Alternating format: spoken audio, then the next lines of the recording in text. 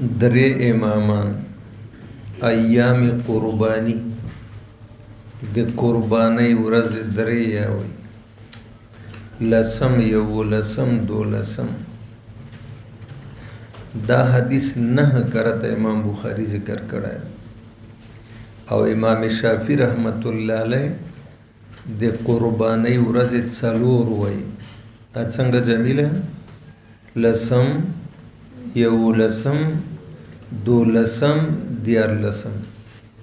او باقی درې امامان درې وای وبه قال حدثنا محمد بن سلام الى اخره عن ابي بكر رضي الله عنه عن النبي صلى الله عليه وسلم قال ان الزمان قد استدار كهيئته يوم دا کتاب الحج کې تیر د کنه ده خلقو بچ کول لزانه به په میاشتو کې دوه کارونه کول زیادت او کمی یو کال به 14 میاشتې کې بل به لس دویم مدار میاشتو ته نمونه بدلول سفر ته به ویل محرم ته به ویل سفر نو نبی علیہ الصلوۃ والسلام په حجۃ الوداع کې فرمایل چې زمانہ راو ګرځیدا زمانه نه مراد څه وځي کال په خپل هيئت اصلي سره 12 میاشت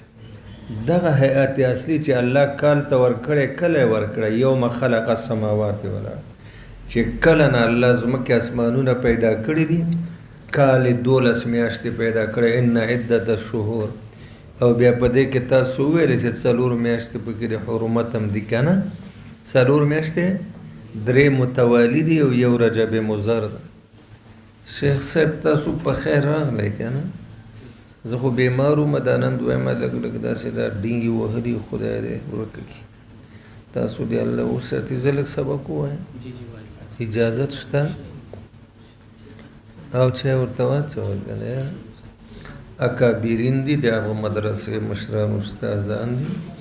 ما ستاسو خدمت کې دا عرض وکړو بیا مې درته هلته کتاب الحج کې دا حدیث تقریبا ما تاسو ته وویل چې امام بخاری 9 کرته ذکر کړی کتاب الحج کې شپږ کرته موږ دا روایت وایي چې کال بیرته راوګرځېده په خپل هیئت اصلي اے ظالمانو تاسو به کله کال 14 میاشتې کله به 10 میاشتې محرم به وي دا سفر ده سفر به وي دا محرم کې خو به جنگ بندو دی به سفر نوم ورک جنگ به حلال نو دې ته به نسیه او زیادت ویل په کفر نو اوس دغه خدای پاک بیرته حجۃ الوداع کې حضور اعلان وکړ چې دا کیسې نورې ختمې دي نه کال څوک زیاتوي شي نه کموي شي او نه د کال دغه میاشتې څوک بدلوي شي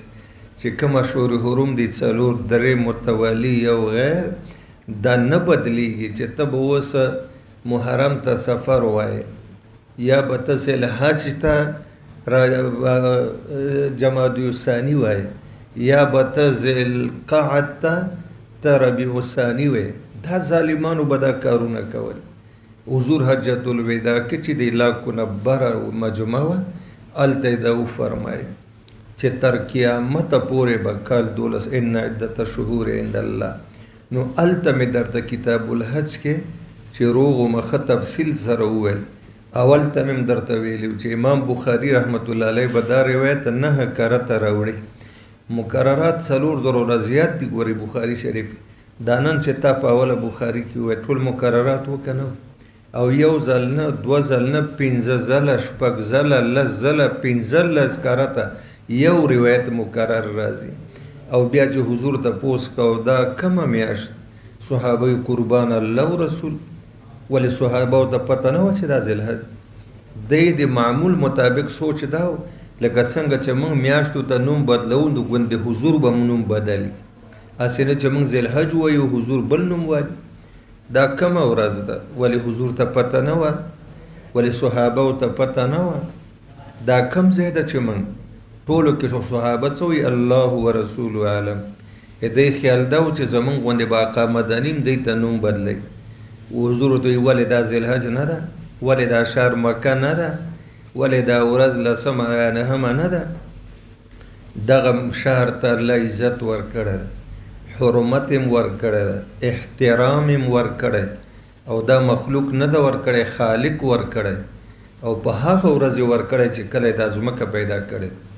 ما دې پاره صرف لږ ټایم دی ورځې څه 11 ساڑھے 11 پورې ما ته جنگ جایز و په فتح د مکه کې او د هغې نه پس د دې حرمت او احترام را واپس شو تر قیامت د اسرافیل تر شپېلۍ به دا محترمي او دلته به وینې تویول حرام جنگ جګړه او که څوک دا وایي چې یاره رسول الله جنگ کړی زما په جنگ باندې استدلال کوي نو هغې خلکو ته ووایه چې حضور ته خو الله حکم کړی وحی ورته شوی وه چې ورشه جنگ وکړه مکه فتح که دارې حرب تاسو ته چا حکم کړی تاسو ته چا وحی کړی د عبدالله ابن زبیر رضی الله عنه پسې چې راغ د مدینه منورې هغه صحابي گورنر ته دا نصیحت څومره اوږد وکړ وی ته ولې ځې جنګ کوې هلته خو جنګ حرام ده وی رسول الله چې کړی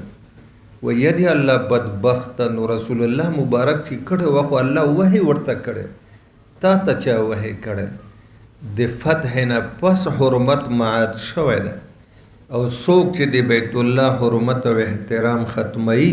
هغه ته الله درانه سزا وایه بچی مقررات السنة 12 شهرا منها 4 حرم 3 متوالية ذو القعدة وذو الحجة والمحرم ورجب المضر الذي ګوره منځ کې محرم پسې سفر ربیع الاول ربیع الثانی جمادی الاولی جمادی الثانی رجب دا ګوره زه دې ته رجب مضر ویلې مضر قبیله خو درته پته ده وفد عبدالقیس کې خبره کړې أي شهر هذا قلنا الله ورسوله أعلم فسكت حتى ظننا أنه سيسميه بغير اسمه قال أليس ذو الحجة قالوا قلنا بلى قال فأي بلد هذا قلنا الله ورسوله أعلم فسكت حتى ظننا أنه سيسميه بغير اسمه قال أليس البلدة قلنا بلى قال فأي يوم هذا قلنا الله ورسوله أعلم فسكت حتى ظننا أنه سيسميه بغير اسمه خیال دې ده زمون خیال دا چې حضور به مرتبل نوم ورکړي الله اکبر قال أليس يوم النحر قلنا بلى قال فإن دماءكم وأموالكم قال محمد وعصبه قال وأعراضكم عليكم حرام كحرمة ستاسو وینې مالونه عزتونه یو په بل باندې داسې حرام دي لکه د دغه میاشتې حرمت د دغه ورځې حرمت د دغه مکان حرمت في بلدكم هذا في شهركم هذا وستلقون ربكم فيسألكم عن أعمالكم الله تاسو به رب ته پیش کېږئ او ستاسو د اعمالو بازپرس به کېږي تپوس به کېږي احتساب به کېږي ألا فلا ترجعوا بعد ضلال يضرب بعضكم ووایه لکه د دې سمه دلته دولالن بل روایت کې فلا ترجعوا بعد کفاره کتاب الحج کې د څه توجیه کړه دوه توجیه یو کلام حمل که په حقیقت باندې زمانه پس گمراه کېږئ او زمانه پس کافران کېږئ چې یو بل وهی په تورو باندې وجنئ او د مسلمان وینه تویول در د مباح او حلال ښکاري نو حرام ته مباح او حلال ویل کفر ده نو زمانه پس کافران حقیقتا او گمراهان حقیقتا جوړیږي او که یو سړی قتل او قتال کوي خو مباح یې نه ګڼي عقیده د اباحت او د حل نشته نو بیا کفر دون کفر لس توجیهات مې درته په کتاب الحج کې کړي کفر دون کفر دا یو عمل د په اعمالو د کافرانو کې او دا ناشکری د کفران د نعمت ته نو هغه و توجیهات به بیا نور وکیل چې کم حاضرین دي دا د زما خطبه د 23 کالو خلاصه غایبینو ته ورسئ فلعله بعض من وای ماته نښکاري تاسو راغلي حاضرې او چې کم غیر حاضر دي دلته موجوده نه دي که زما خبرې هغې ته ورسي هغه به د حاضرینو نه زیات منونکي او عمل کوونکي وي او همداسې ده فكان محمد إذا ذكره قال صدق النبي صلى الله عليه وسلم ثم قال على هل بلغت على هل بلغت سبحان الله ما درته وایي چې د 23 کاله هلکه دغه ماشې راشه لرې که چې دا دې له مونږ خطره ده دا کتاب باندې ناست او دا ډینګه میاشتې تر اوسه چا لیدلی نه ده ښه دا جراثیم دي خو توب چې خان بابا غوندې پهلواني که نه هم دې ته دې ټینګې نه ده نو عبدالرحیم هسې خدای ټینګ کړی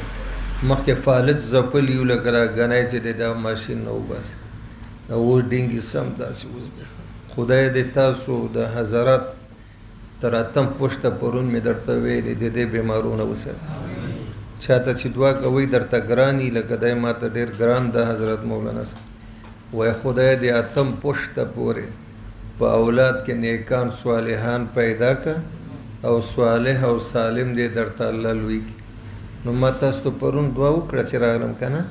چې تر اتم پشته د تاسو اولادونه دې الله دې بیمارونه له راغلي نه دي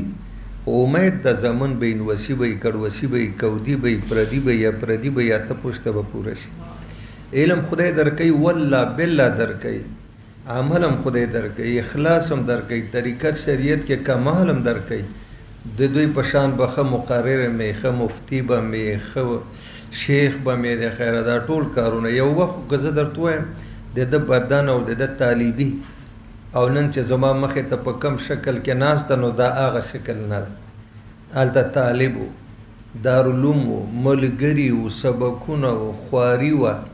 تکرار و محنت او نن شکر دی و عظیم مدرس ده. دغسې تاسو ته خدای علم درکوي خو دا دوه ووړئ چې دې وخت کې دا کم حالات دي یو طرف ته جسمانی حالات را روان دي ډېر سخت په پښتونخوا باندې مظلومه پښتونخوا ده. خلک وزي روزګار غواړي دی چې سهار راوځي امن غواړي خلک روزګار غواړي دی د سرونو د اولادونو امن غواړي چې زمونږ بچي مه مړه کوئ زمونږ پلاران مه وژنئ زمونږ سپین ږیري مه وژنئ زمونږ کورونه جوماتونه بازارونه مه ړنګوئ. خدای پاک هم د دې بدو حالاتونه وساته د دې مقدس کتاب د برکته د خدای تر قیامته پښتونخوا کې نور امن راوړي. خدای د اسلام او د امن دشمنان او الله تعالی ظالمان جابران زمکه ته نه پاک کړي. خدای مظلومان چې هر چېرته دي مدد یې وکړي. هسې عرض مې درته دا وکړه چې دلته الا هل بلغتو چې کله حضور په حجة الوداع کې د درویش کاله دین لب لباب او خلاصه بیان کړه نو بیا داسې که الا هل بلغتو آیا ما آسماني دین تاسو ته ورسو هغه ویل قربان رسول پرې د وینې دی ور باندې توې کړي د دین د کامل او مکمل حق ادا کړی ده. قد بلغت الرساله واديت الامانه ونصحت الامه د دینه بعد حضور پاک مبارک داسې وی اللهم فشهد مالک اوس ته ور باندې گواشه چې دی په خپل زبان باندې اقرار وکړه چې ما ستا آسماني دین دی ته رسولی. وایه بس باب الاضحى والمنحر بالمصلى. مولانا صاحب غرض د امام بخاري رحمت الله علیه دا ده که وخان حلالوي هغې کې خو نهر ده که نه بچو او دقه رنګې نور حیواناتو کې خو بیا ذبحه ده ذبحه مرۍ کې وي او نهر سینې بیخ کې وي. همې درته ویلي دي دا د عیدګاه سره جوخ پکار ده. خلاصه ووایه قرباني کول د عیدګاه سره ګردونوا کې جوخ پکار دي 3 وجونه. هلته مې درته ویلي یوه به اوس بیا درته ووایم چې قرباني شعائر الله ده. قانون په شعائر الله کې دا ده چې دا د علنا او ښکاره او په کوله او میدان باندې کېږي چې چا کړي دي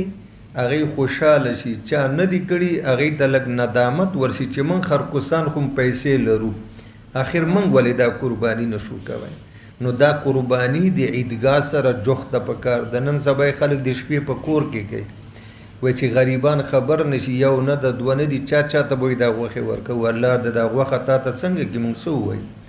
داسې خلک شته دي چې هغه یو تیکه غوښه ځان ته نه پرېږدي اگر که لن ینال الله که یوه تیکه دې ورنه کړه او نیت دې صحیح وي ټوله ته وخوړم قرباني وشوه. لیکن دومره بخل مع الحرص چې سړی قرباني په توره شپه کې کوي چې غریبان خبر نشي. په عیدګاه کې وکړه چې ډلې غریبان راشي او داسې دړۍ غوښې ورته ورکوي چې هله ویسې ده دا ټول کال تا غوښې وهلي دي او دا غریبانان دغه ورځو ته ناست ښه ډېره ورکوه. وبه قال حدثنا محمد بن ابي بكر المقدمي الى اخر عن نافع قال كان عبد الله ينحر في المنحر قال عبيد الله يعني منحر النبي صلى الله عليه وسلم. وبه قال حدثنا يحيى بن بكر الى اخره ان ابن عمر رضي الله عنه اخبره قال كان رسول الله صلى الله عليه وسلم يذبح وينحر في المصلى.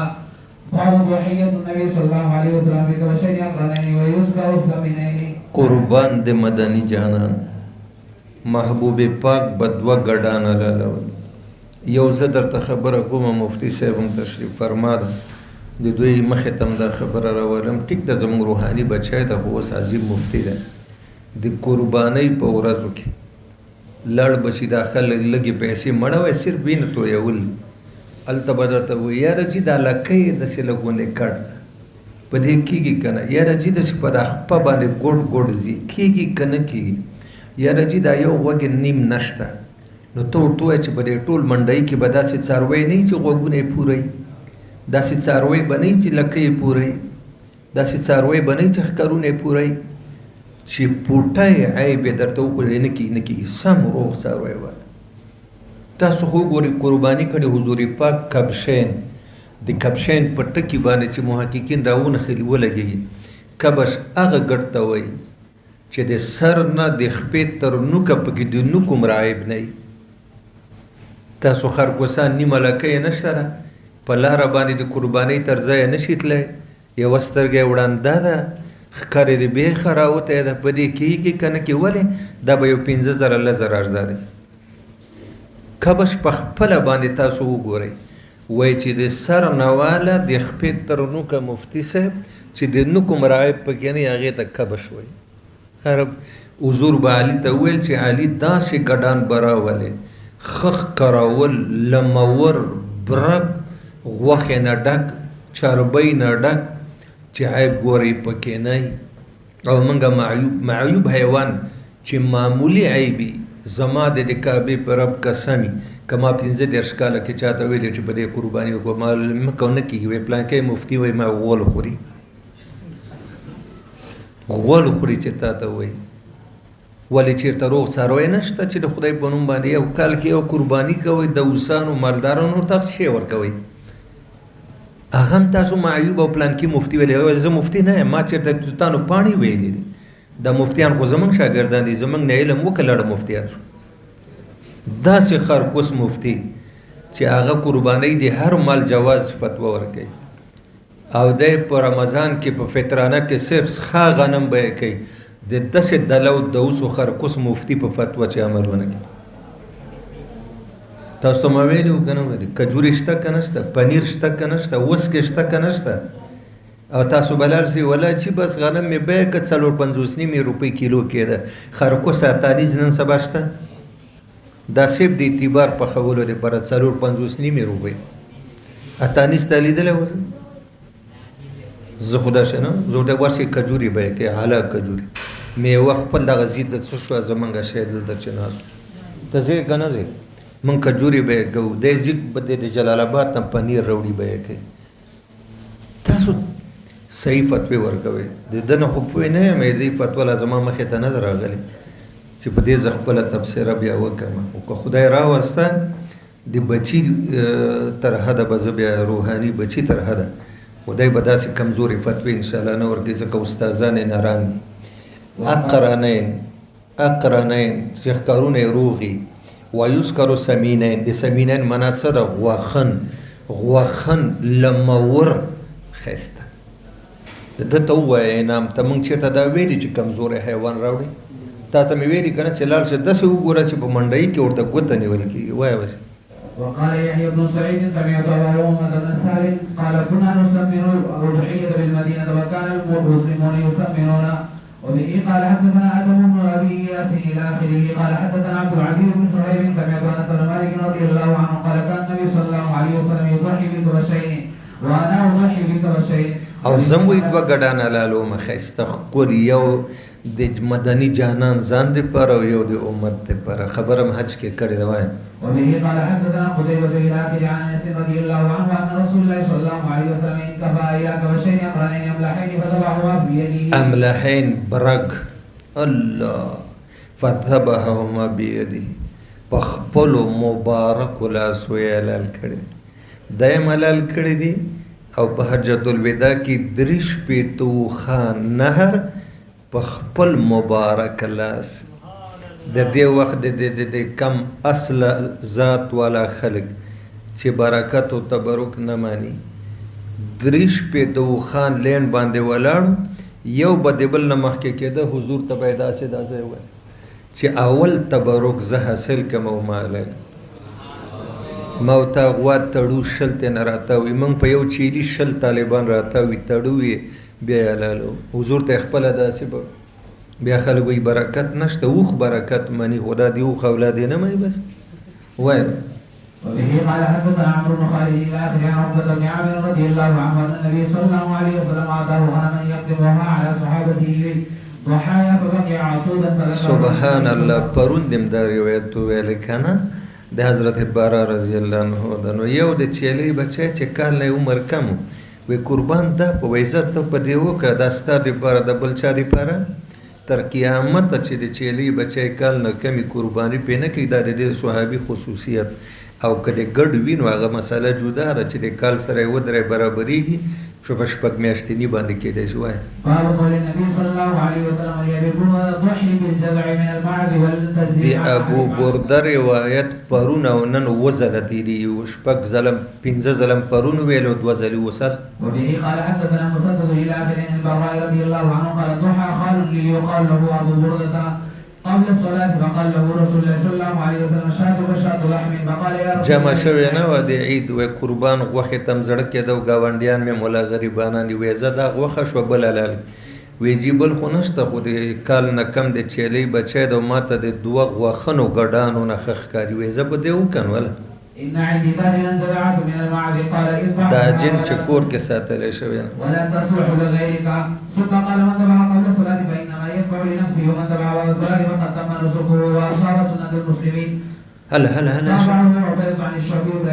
وإبراهيم وقال عاصم وداود عن الشعبي عندي عناق لبن وقال زبيد وفراس عن الشعبي عندي جذعة وقال أبو الأحوص حدثنا منصور عناق جذعة وقال ابن عون عناق جذعة عناق لبن وبه قال حدثني محمد بن بشار الى اخر البراء رضي الله عنهما قال ذبح ابو برده قبل الصلاه وقال له النبي صلى الله عليه وسلم عبدها فقال د دې په ځای بل حلال کنو هم دغه زمونږ استاد دلیل وکنه چې قرباني واجب ده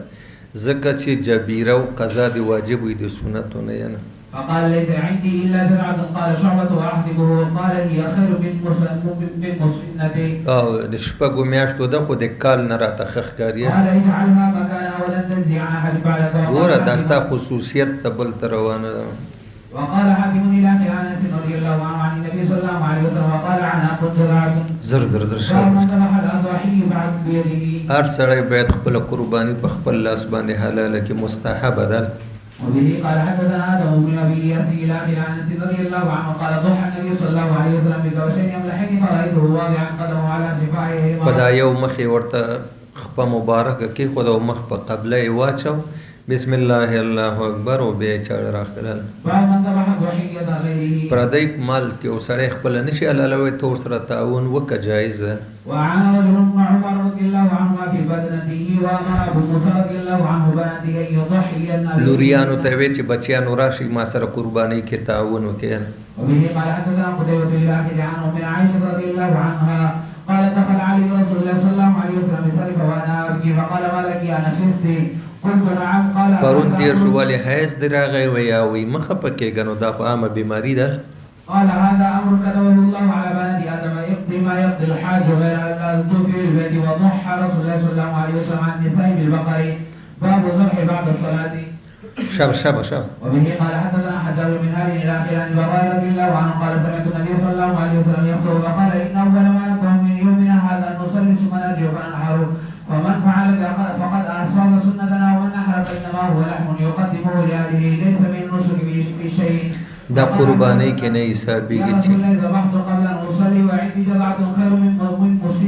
من مسنة فقال اجعلها مكانها ولا تزيد او توفي عن احد بعدك فمن ذبح قبل الصلاة اعاده وبه قال حدثنا علي بن عبد الله الى اخر عن انس رضي الله عنه عن النبي صلى الله عليه وسلم قال من ذبح قبل الصلاة فليعد فقال رجل هذا يوم يشتهي فيه اللحم وذكر هنة من قربان دا لګ ودرګه بچي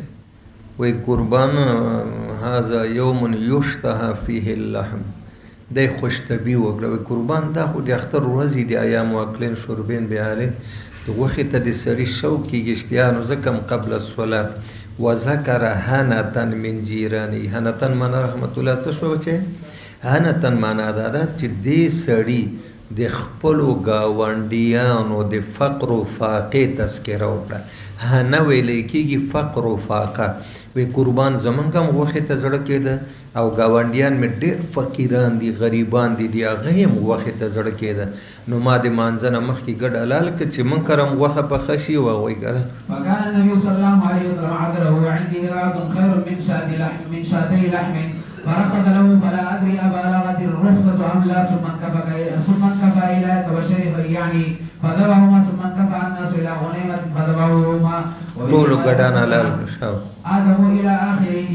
قال حدثنا الأسود بن قيس سمعت جندب بن سفيان البجلي رضي الله عنه قال شهدت النبي صلى الله عليه وسلم يوم النحر فقال من ذبح قبل الصلاة فليعد مكانها أخرى ومن لم يذبح فليذبح. وبه قال حدثنا موسى بن إسماعيل إلى آخره عن البراء رضي الله عنه قال صلى رسول الله صلى الله عليه وسلم ذات يوم فقال من صلى صلاتنا واستقبل قبلتنا فلا يذبح حتى ينصرف. فقام أبو بكر بن نيار فقال يا رسول الله فعلت فقال هو شيء عجلته. قال فإن عندي جرادة هي خير من مسنتين أذبحهما. قال قربان د امام بخاری نه یو روایت د یو ټکی دی پاره لس پنځلس کرته مکرر وی صاحب د چیلې بچای د خو د دوو غوښنو ګډانو نه ماته قیمتي ښکاري دا اذبحهم دا ذبح کما چې قرباني وشي ویاو کنه خو دا ستا خصوصیت د ولا تزین احدن بعدک تر قیامت بل چا دی پر اجازت نشته قال عامر هي خیر نسی یاره ډیره ښایسته قرباني وده چې ما ته مدني جانان د کال نه په کم عمر د چیلی باندې د قربانۍ اجازت راکه او دا زما خصوصیت دعا وکړئ دا بل کتاب بچی تر څو زه لږ